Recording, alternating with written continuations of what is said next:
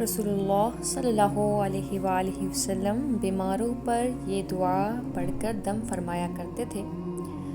اللہم رب الناس اذہب البأس واشف انت الشافی لا شفاء الا شفاءک شفاء لا یغادر سقما۔ اے اللہ، لوگوں کے رب، تکلیف کو دور فرما دے، تو شفا دے دے، تو ہی شفا دینے والا ہے، تیری ہی شفا ہے، تو ایسی شفا عطا فرما جو کسی قسم کی بیماری نہ چھوڑے۔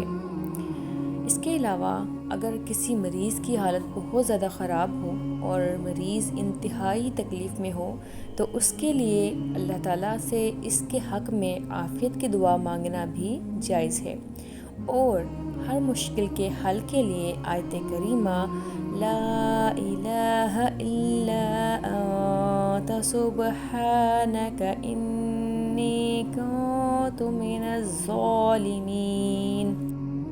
اگر آپ کو یہ ویڈیو اچھی لگی ہے تو لائک کریں، شیئر کریں اینڈ سبسکرائب کرنا مت بھولیں، تاکہ آپ کو آنے والی ویڈیوز کی نوٹیفیکیشن ملتی رہے۔